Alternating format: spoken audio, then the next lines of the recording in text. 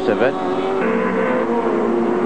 Jimmy Richards, car number 2, leads the field out of the bottom loop as he heads uphill. We'll check them out for you on the Shell race score. Richards, the race leader over Neil Crompton. Wayne Gardner is third. Tony Longhurst is fourth. And Peter Perfect runs in fifth. Crompton, and all the time, the Benson and Hedges BMW with Tony Longhurst at the wheel is pulling them in.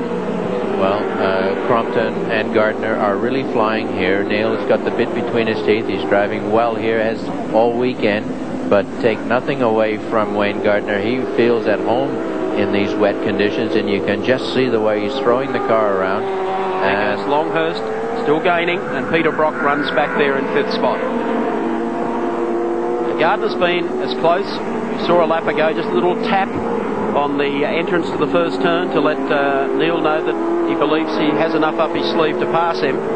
But in the conditions, not only has Crompton driven well here today, Gardner is putting in a superb drive. Downhill, and I tell you what, they've got some mumbo jumbo in the GIO Commodore this weekend, Alan. Well, I think they must have taken out a new policy on it, mate, because she's definitely running well. Wally Story and his team have got a very nice package together. These things are like moon rockets. It doesn't take much for them to go wrong when little things get glitchy, but they've got a very nice package here together today. And I just keep reminding everybody that Bathurst isn't that far away, and people that thought that Commodores were a spent force in this year's championship, I'm here to say they're in with a vengeance. They certainly are. Downhill, Neil Crompton, the GIO Commodore, howls down into the right-hander. A lap ago, Wayne Gardner was a touch closer to Crompton. It's not too far back behind him. The one who was gaining, though, Tony Longhurst in the yellow B&H BMW. He worked away on Peter Brock for about 4 or 5 laps, managed to pass Brock. They come downhill again, coming up on one of the 2-litre cars, Peter Dillman's BMW. He goes through. Here's Crompton, Gardner, and Tony Longhurst. The battle for second, third, and fourth in the wet at Wanneroo. Spectators find this dice very intriguing. Brock sits back behind them, and Peter Dillman does the right thing. And sporting move. Yes, he does. Very right sporting. Gives them all a chance to pass him. Crompton got away actually from Gardner a little bit, and Gardner is now going to have rat-a-tat-tat. No baloney, Tony all over him here in a moment. Tony be reveling in this. He's just getting practiced up for his 24-hour stint at Spa next month. Looking forward to that with the factory BMW assault on the world-famous Spa 24-hour race in Belgium. There he goes. Gardner's hung out the white flag. Yes, he has. Now see how the Holden tries to get back and out-accelerate up the hill. No, he can't. So Longhurst is looking strong. Crompton comes down the inside of the 2 Toyotas driven by John Smith. Look at Gardner. Comes very cheekily back around the outside. Gives away to Longhurst on the inside as they reach half distance and come across the line. Longhurst up on the inside of Gardner, but Gardner will not say die. Look at this. He's come up behind, I think it might be Bond, in the number 8 car. John Smith also travelling in convoy there. Gets the tail out just a little as he exits that turn.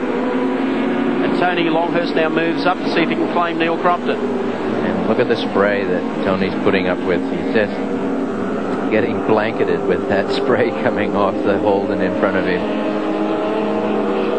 Well, they started with 4 cars here in the West, and they're down to 1, and Tony Longhurst, having replaced an engine between the first and the second heats, he took the coolers and everything off his when he ditched it into the sand in the earlier heat. So they've had a lot of work to do, and he just pulls up alongside Crompton as they come up the hill. Got some nice bite out of the hill there. He was positioning himself nicely, and now he's going to hold him off down the main straight and nail him under brakes. Neil won't be able to escape here, and elects to take third spot. Well, there's not much you can do about that. The little car is handling superbly, and very quickly Crompton was thinking about getting to the inside, but no chance of that, son. Crompton had not a chance in the world of doing that, because Longhurst had the move worked out about 2 corners before. Jimmy Richards goes through. There's the gap back to Tony Longhurst. but a wet weather run before Bathurst could prove invaluable for them. Absolutely, just enough timing now for the engineers to get their act together for Bathurst. There's Brock going through. Larry Perkins will be the next one up to head through. Then the two-litre cars of the Caltex Toyota team. Dillman is the next one through, and behind him it's Alan Jones. So the Peter Jackson team have had a frightful day here today. Everything's gone so well for them during season 93. And without being overly critical, you've got to give them a 1 DNF for the season, but Glenn Seaton didn't need it here today. He wanted to wrap up the championship, and he has been unable to do that. I mean, there'll be a million other contentions that maybe if Alan Jones was to win here today, he might take it all the way down to Oran Park, but it still leaves a question mark over it. We follow car number 35, Alan Jones. Engine sounds good as he exits and heads over the top of the hill on the run down to the right-hander. But in the dry here on Friday, Jones was very much the star of the show. He was setting record times. Jim Richards brings them across the line, 7 laps remaining. Longhurst in the B&H BMW. Tony a little bit more careful, if that's the right description, after having escapaded off the circuit in the first heat. Here comes Crompton. Gardner right on his tail, looking for that dry line, trying to pick up a little bit of dry line, or